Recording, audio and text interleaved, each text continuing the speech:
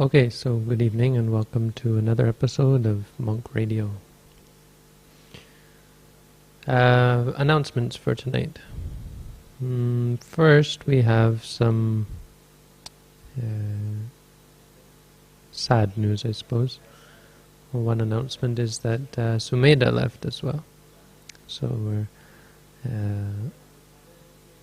back down to just me and the Burmese nun. Sumedha left because she got sick. She had been sick while I was away, and she tried to go to the hospital and see about getting care there, but her father in the end asked that she go home. She had a stomach ulcer, and so she's still a novice, and her plan is to get better there and then to either come back here to continue as a seminary or to find a place, monastery in the West. So we'll see how that goes. Next announcement, we have 4 new Thai meditators visiting. These are 3 of them are people who I have been in contact with before in Thailand, and the 4th one is a newcomer who I just met last time I was in Thailand for the first time. So they're here for 9 days to do one of them is going to continue her meditation course and hopefully finish it while she's here, and the other 2 are just going to do some review work, practicing. Their original intention was to come and go sightseeing around the country, but out of respect for the woman who is going to finish, they've decided to stay here and let her to finish the course instead of going sightseeing. And the final announcement, I suppose there's other ones, maybe I should get out of the way, I can't think of them. The 2 rooms above are finished, are livable now. There are 2 new rooms that I've been talking about. The electricity is now in.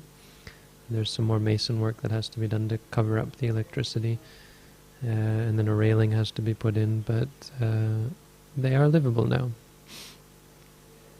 And it's been pretty dry here, and so they've been cutting out the power every day because there's not enough hydroelectricity. But otherwise everything is good. But the final announcement is that, and one that should be, I think, exciting for our viewing audience, is that this afternoon how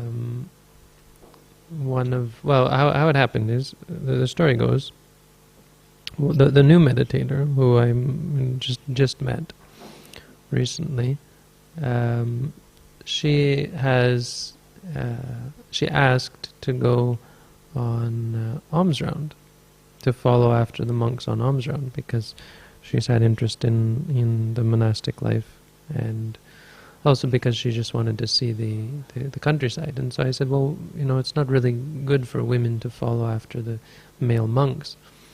And then I joked and I said, but if you wanted to ordain, then you could shave your head and ordain, then you could go on alms round yourself.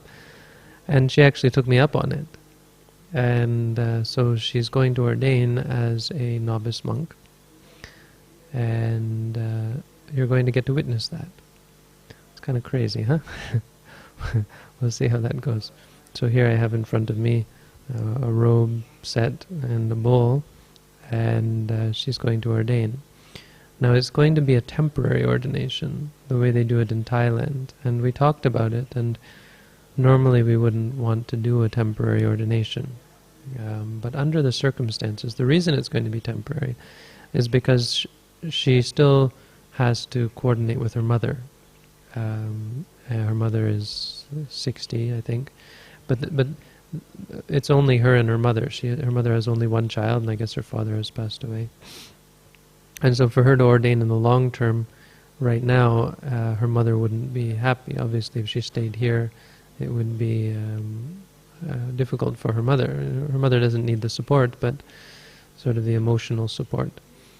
So her mother we talked to her mother on the internet, and She was concerned, just the extremity of having to shave your head and put on robes. So we said, okay, so what you can do is ordain temporarily now, and then in the future come and do some serious practice, and then consider to ordain in the long term. I mean, obviously the other thing is we wouldn't want to ordain someone so quickly who is a newcomer and someone we're not so sure about. So we're going to do a traditional or a, I guess you could say, a modern Thai ordination, because we talked about it here, and in the end the point is that this could be her only opportunity in her life. The future's not certain, and so at worst, at the least, it's a chance for her to have the opportunity to be in robes, and make exceptions for Thai people, because they are traditionally Buddhist, and you can be pretty sure that they're not going to cause problems in the monastery. They have a good knowledge of monasteries and how to live with monks, how to treat monks, how to deal with a monastic situation. So why I say all this, because I don't want to give people the idea that we do temporary ordinations. Normally we wouldn't do this, but this is going to be based on the Thai way of doing things. So it's not something out of the ordinary for the Thai people, and we're reasonably comfortable, given that this is a close friend of the people who are long-time students of mine, and they can vouch for her, of course, and that it's only going to be a 7-day thing. Then when I go to Thailand in the winter, she'll be able to come and do more serious practice and ordination, if possible. So, just to warn you, that's going to interrupt tonight's program. So, you're going to have to put up with that, and hopefully it'll be something interesting. Okay, so that's announcements.